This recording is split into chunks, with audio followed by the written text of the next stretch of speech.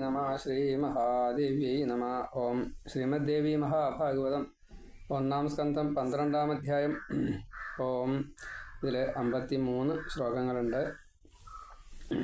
ഓം സൂതൻ ചൊല്ലിത്തരാം പിന്നെയുണ്ടായി ഇളയിൽ ബുധപുത്രനായി പുരൂരവസ് എന്ന ദാനധർമ്മിഷ്ഠൻ യാഗതൽപരൻ സുദ്യുമ്നൻ എന്നൊരു നൃപൻ സത്യവാദി ജിതേന്ദ്രിയൻ സിന്ധുദേശ ഹയത്തിന്മേൽ കാട്ടിൽ പോയി വേട്ടയാടുവാൻ കൊമ്പാൽ തീർത്തുള്ള കുലവിൽ അമ്പിൻ നിരയുമായി നൃപൻ ചാരുകുണ്ടലനായി ഏതാൻ സജീവന്മാരുമൊത്തുടൻ.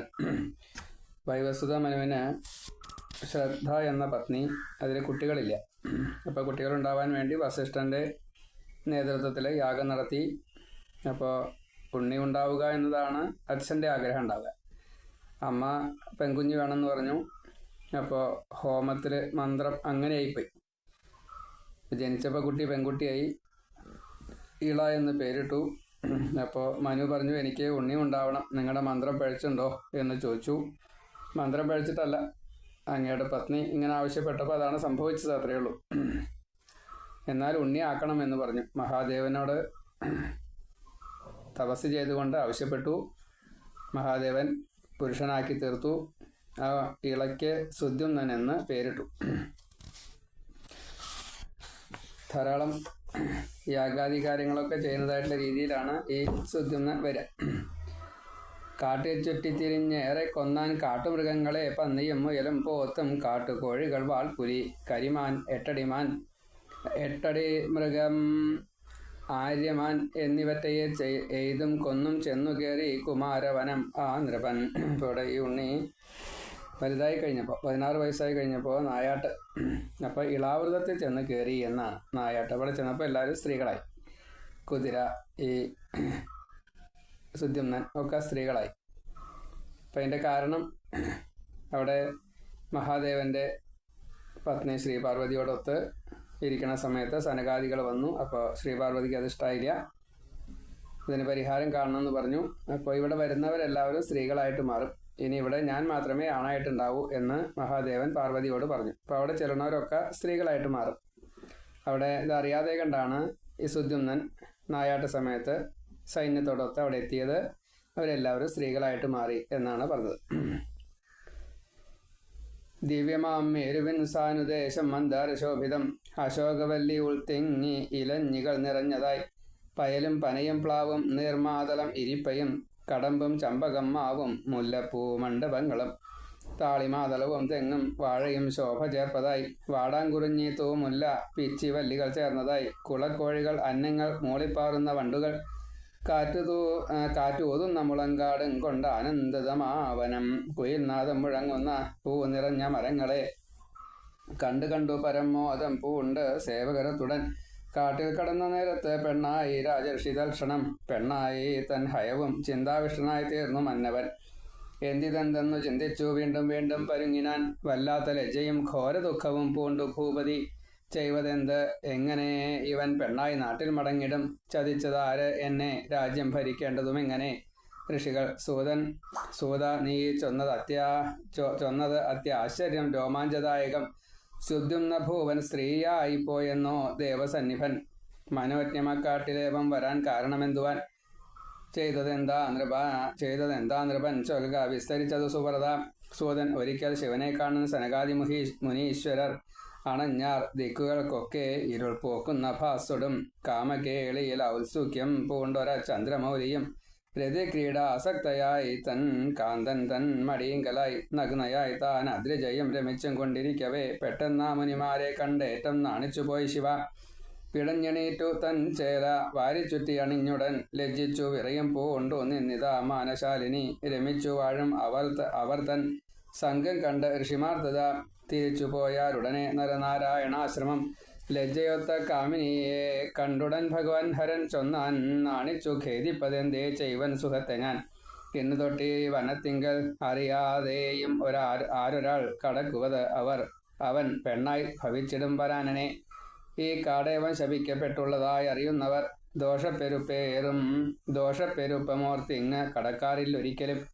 ഇതൊന്നും ഒരാദിക്കാട്ടിൽ സുദ്യുമ്നൻ മന്ത്രിമാരുമായി പ്രവേശിച്ചതിനാൽ പെണ്ണായി മാറി മന്ത്രികളുത്തുടൻ നാണവും ഖേദവും കൊണ്ട് നാട്ടിൽ പോകാതെ താനവൻ ആ കാട്ടിൻ വെളിയിൽ ചുറ്റിത്തിരിഞ്ഞാൻ അങ്ങുമിങ്ങുമായി സ്ത്രീത്വത്തിൽ ആ മഹാത്മാവ് വരിച്ചിതിള എന്ന പേർ ഒരിക്കലങ്ങ് ചെന്നെത്തി യുവാവാം ഇന്ദുജൻ ബുധൻ. ഇവിടെ ഈ ചന്ദ്രൻ്റെയും താരയുടെയും മകൻ ഈ ഇളാവൃതത്തിൽ ചെന്ന് കഴിഞ്ഞപ്പോൾ അവിടെ ഈ സുദ്യുമ്നൻ ഇളയായത് കണ്ടു. അപ്പോൾ ആ ഇളയെ സൗന്ദര്യം കണ്ട് ഭ്രമിച്ച് വിവാഹം കഴിക്കണമെന്ന് താല്പര്യപ്പെട്ടു. അത് ഇളയ്ക്ക് സമ്മതമാണ്. ബുധനാച്ചാൽ അതിസുന്ദരനാണ്. അങ്ങനെ അവർ തമ്മിൽ വിവാഹം കഴിച്ചു. അതിൽ പുരൂരവസ് എന്ന ഉണ്ണിയുണ്ടായി. ആദ്യത്തെ ചന്ദ്രവംശ രാജാവായിട്ട് അറിയപ്പെടുകയും ചെയ്തു. ഈ ചന്ദ്രൻ്റെ മകൻ ബുധൻ, ബുധൻ്റെ മകൻ പുരൂരവസ്. അങ്ങനെയാണ് ഈ പുരൂരവസ് സുദ്യുമ്നൻ്റെ ആ രാജ്യത്തെ ഭരിച്ചത് എന്ന് സാരം. മനുവിൻ്റെ രാജ്യമാണല്ലോ ഭരിച്ചത്. അപ്പോൾ ആദ്യത്തെ ചന്ദ്രവംശ രാജാവായിട്ട് ഈ പുരൂരവസ് വന്നു എന്ന് പറയാണ്. ഞാൻ ആ കഥയെ പറയാണ്. സ്ത്രീത്വത്തിൽ ആ മഹാത്മാവ് വരിച്ചത് ഇളയെന്ന പേർ ഒരിക്കലങ്ങു ചെന്നെത്തി യുവാവാം ഇന്ദുജൻ ബുധൻ. അപ്പോൾ ആ കാട്ടിലേക്ക് ഈ ബുധൻ കടന്നിട്ടുണ്ടാവില്ല. കാട്ടിലേക്ക് കടന്നു കഴിഞ്ഞാൽ ബുധനും സ്ത്രീയായിട്ട് മാറുമല്ലോ. അപ്പം അതിൻ്റെ പുറത്ത് വെച്ചിട്ടാണ് ഇത് ഉണ്ടായത്. ഭാവഭാവാദിയോടൊത്ത് സഖിമാർക്കിടയിൽ തഥാ ആ മനോഹരിയെ കണ്ടു കാമിച്ചു ഭഗവാൻ ബുധൻ. കാമിച്ചാൾ അവളും സോമസുതൻ ബുധനെ അവ്വിധം. അന്യോന്യ പ്രണയം മൂലം അവർക്കുണ്ടായി ചേർച്ചയും. പുരൂരവസ് എന്ന പുത്രൻ അവർക്കുണ്ടായതിങ്ങനെ. പെറ്റു ചിന്താവിഷ്ടയായി നിന്നാള ബാലകാടതിൽ. സ്മരിച്ചാൻ തൻ കുലാചാര്യൻ വസിഷ്ഠ മുനിവര്യനെ. വസിഷ്ഠന ഭൂപതി തൻ നിലകണ്ട അലിവാർന്നുടൻ പ്രസാദിപ്പിച്ചു ലോകാർത്തി പോക്കും തിങ്കൾ മൗലിയെ. തുഷ്ടനായ ഭഗവാനേകി മുനിക്കിച്ഛിച്ചതാംബരം. പ്രാർത്ഥിച്ചാൻ ഇഷ്ടനാം ഭൂപൻ തൻ്റെ പുംസ്തും വസിഷ്ഠനും. തൻ വാക്കു പാഴാക്കായി വാൻ ശ്രീ ശങ്കരൻ ചൊന്നിതിങ്ങനെ. മാസം ഓരോന്നിലാണായും പെണ്ണായും തീർന്നിടും നൃപൻ. വസിഷ്ഠ കൃപയാലേപം വരം നേടിയ നൃപാലകൻ. അപ്പം ഇങ്ങനെ കുറേ കഴിഞ്ഞപ്പോഴാണ് ആ ഇളയ്ക്ക് രാജ്യത്തിൻ്റെ കാര്യമൊക്കെ ഓർമ്മ വന്നത്. അപ്പോൾ എനിക്ക് പുരുഷനാവണം എന്നൊരു താല്പര്യം വന്നു. ശ്രീ മഹാദേവ്യൈ നമ. അപ്പോൾ വസിഷ്ഠ ഗുരു ഈ കാര്യത്തിൽ വീണ്ടും മഹാദേവനെ ആശ്രയിച്ചു. അപ്പോൾ മഹാദേവൻ പറഞ്ഞു, ഞാൻ പാർവതിക്ക് കൊടുത്ത വരല്ലേ, അപ്പോൾ അതുകൊണ്ട് അതിനെ അങ്ങനെ മാറ്റാൻ പറ്റില്ല. എങ്കിലും അങ്ങ് ഭജിച്ചത് വെറുതെ ആവാൻ പാടില്ല. അതുകൊണ്ട് 1 മാസം ആണ്, 1 മാസം പെണ്ണ്, ഇങ്ങനെ ഒരു വരം തരാം, മതിയോ ചോദിച്ചു. സമ്മതിച്ചു. ഇങ്ങനെ ഉണ്ടായി. അപ്പം അങ്ങനെ സ്ത്രീ ആവുമ്പോൾ കാട്ടിൽ പോവും, പുരുഷനാവുമ്പോൾ രാജ്യം ഭരിക്കും. ഇങ്ങനെ ജനങ്ങൾക്കും മടുത്തു. അപ്പോൾ എന്താ വേണ്ടതെന്നായി. അപ്പോൾ ഇനിയിപ്പോൾ ഭഗവാനോട് പറഞ്ഞിട്ട് കാര്യമില്ലല്ലോ. അപ്പോൾ ഭഗവതിയെ ഭജിക്കാൻ വേണ്ടിയിട്ട് വസിഷ്ഠൻ പറഞ്ഞു. സുദ്യുമ്നൻ നന്നായിട്ട് തന്നെ അമ്മയെ അനന്യ ശരണാഗതി പ്രാപിച്ചു, നല്ലോണം ഭജിച്ചു. അപ്പോൾ അമ്മയ്ക്ക് ഒരു അലിവ് തോന്നി. സ്ഥിരമായിട്ട് പുരുഷനായിക്കോളൂ എന്ന് പറഞ്ഞു. അങ്ങനെ സ്ഥിരം പുരുഷകാലം സ്വീകരിച്ചുകൊണ്ട് സുദ്യുമ്നൻ പിന്നീട് സമയമായപ്പോൾ മുക്തി നേടി എന്നതാണ് കഥ. മാസം ഓരോന്നിൽ ആണായും പെണ്ണായും തീർന്നിടം നൃപൻ. വസിഷ്ഠകൃപയാലേവം വരം നേടിയ നൃപാലകൻ. സ്വാലയം പോകി ധർമാനുസാരം നാടും ഭരിക്കയായി. പെണ്ണാമ്പോൾ മാളികയ്ക്കുള്ളിൽ, ആണാമ്പോൾ വാണു രാജ്യവും. ഇതിൽ പ്രജകൾ ഉദ്വേഗം പൂണ്ടു നിന്ദിച്ചു ഭൂപനെ. പുത്രൻ പുരൂരവസിന് യൗവനം വന്നുദിക്കവേ രാജ്യമേൽപ്പിച്ചു സുദ്യുമ്നൻ പോയാൻ കാട്ടിൽ തപസ്സിനായി. നാനാവൃക്ഷങ്ങൾ ഉൾത്തിങ്ങും കാട്ടിൽ ചെന്നു വസിക്കവേ നേടി മന്ത്രം നാരദരിൽ നിന്നും ശ്രേഷ്ഠം നവാക്ഷരം. ആ മന്ത്രം ഉള്ളിൽ നിറയും ഭക്തി ഒത്തു ജപിക്കയാൽ സൃഷ്ടിക്കായി ദേവി സഗുണ ഭവക്കടൽ കടത്തുവോൾ. സിംഹത്തിന്മേൽ ഏറി വന്നാൾ മുന്നിൽ ഈ ദിവ്യരൂപിണി. മദ്യപാനത്തിൻ്റെ മത്താൽ കറങ്ങും നേത്രമത്തുടൻ ആ ദിവ്യരൂപയെ കണ്ട് ഭക്തിയാൽ വീർത്ത കണ്ണുമായി കുമ്പിട്ടു കൈകൂപ്പി മന്നൻ വാഴ്ത്തിനാൻ ജഗദംബയെ. ആ അമ്മയെ നന്നായിട്ടൊന്ന് സ്തുതിക്കുകയാണ്. ഇള ആരേതുമട്ടു നിരൂപിക്കുവതാ വിധത്തിലായുള്ള നിൻ പ്രഥിത ദിവ്യ കളേബരത്തെ കണ്ടേൻ വിമുക്തിയും അഭീഷ്ടവുമേകിടും നിൻ കാൽത്താർ തൊഴാം ജനനി നിർജ്ജര സംഘസേവ്യം. ഈ പാലിലാരറിവു ഹന്ത മുനീന്ദ്രരും വിണ്ണോരും വിമോഹമിയലും തവമർത്യരൂപം ആശ്ചര്യമമ്പ കൃപണങ്കലും അങ്ങു തോകും ഐശ്വര്യവും ദയയും ഈശ്വരി ഓർത്തു കാൺകിൽ ബ്രഹ്മാവ് വിഷ്ണു ശശിമൗലിയും അഷ്ടദിക്പാലന്മാരും ഇന്ദു രവി പിന്നെ വസുക്കളെട്ടും നിൻ പ്രാഭവത്തെ അറിയാത്തവർ നിൻ ഗുണങ്ങളെ മട്ടു പിന്നെ അഗുണൻ നരനോർത്തു കാണും സർവാർത്ഥദാത്രി രമയെന്നറിയുന്നു നിന്റെ സത്വസ്വരൂപം അമിതദ്യുതി വിഷ്ണു മാത്രം ആ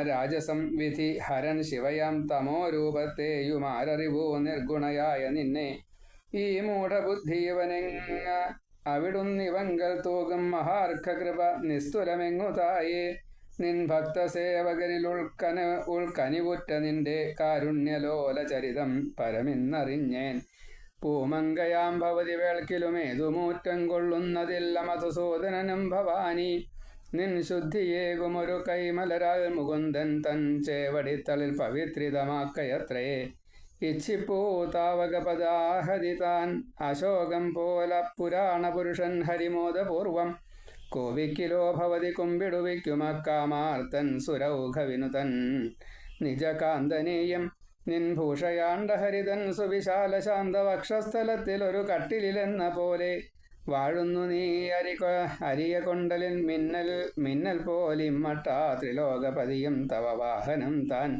കോപിഷ്ഠയായി ഭവതി കൈവെടിയുന്നതാകിൽ ആരാധ്യനായ ഹരിയമ്പത ശക്തിഹീനൻ പ്രത്യക്ഷമല്ലീ നിജബന്ധുജനങ്ങൾ കൂടി ശ്രീയറ്റ നിർഗുണപുമാനെ വെടിഞ്ഞിടുന്നു നിൻ പാദപങ്കജമഹർനിശമാശ്രയിക്കും ബ്രഹ്മാദ്യരാം അമരർ നാരികളല്ലി പാർത്താൽ നീ താൻ അവർക്ക് പുരുഷത്വം അലിഞ്ഞു നൽകിയെന്നോർപ്പു ഞാൻ നിരുപമം തവ ശക്തിവീര്യം ആരംഭ നിൻ സഗുണയോ ഗുണഹീനയോ നീ ചിന്തിക്കിൽ നീ പുരുഷനല്ല പുമാനുമല്ല കൂപ്പുന്നു ഭക്തിയോടു നിൻ കഴൽ എന്നും അമ്മേ കൂപ്പുന്നു ഭക്തിയോടു നിൻ കഴൽ എന്നും അമ്മേ തന്നാലും അന്ത്യദശയിൽ ദൃഢഭക്തിയും മേ. ഇങ്ങനെ നന്നായിട്ട് സ്തുതിച്ചു. ഏവം സ്തുതിച്ചു ശരണം പ്രാപിച്ച നൃവരൻ തഥാ സന്തുഷ്ടയായ ദേവി അവൻ ആത്മസായുജ്യമേകിനാൻ. ഏവം ദേവി പ്രസാദത്താൽ സ്ഥിരമാം പരമം പദം പ്രാപിച്ചു സുദ്യുമ്ന ഭൂവൻ മുനികൾക്കും സുദുർലഭം. സുദ്യുമ്ന സ്തുതി എന്ന 12-ാം അധ്യായം സമാപ്തം. സർവത്ര ശ്രീമദ്ദേവി നാമസങ്കീർത്തനം. ശ്രീ മഹാദേവ്യൈ നമഃ. ഇത് അമ്മയെ വീണ്ടും സംസ്കൃതം മൂലം വായിച്ചിട്ട് അതിൻ്റെ അർത്ഥം പറയുമ്പോൾ പറ്റാവുന്ന രീതിയിൽ ഈ സ്തുതിയും അമ്മയെ കാണുന്ന രംഗമൊക്കെ ഒന്ന് വർണ്ണിക്കാം. അമ്മയെ ഭക്തിയോട് കൂടിയിട്ട് ആര് എന്ത് ആവശ്യം പറഞ്ഞിട്ട് സ്തുതിച്ചാലും ഭജിച്ചാലും ആ അമ്മ പ്രത്യക്ഷമാവും. നമുക്കെന്താണോ വേണ്ടത് അത് തരുക തന്നെ ചെയ്യും. ഇത് വലിയ ഒരു ഈശ്വര അനുഗ്രഹം തന്നെയാണ് എന്ന് മാത്രമേ നമുക്ക് പറയാനുള്ളൂ. ആ അമ്മയെ എപ്പോഴും ആശ്രയിക്കുക. സർവത്ര ശ്രീമദ്ദേവി നാമസങ്കീർത്തനം. ശ്രീ മഹാദേവ്യൈ നമഃ. ശ്രീ മഹാദേവ്യൈ നമഃ.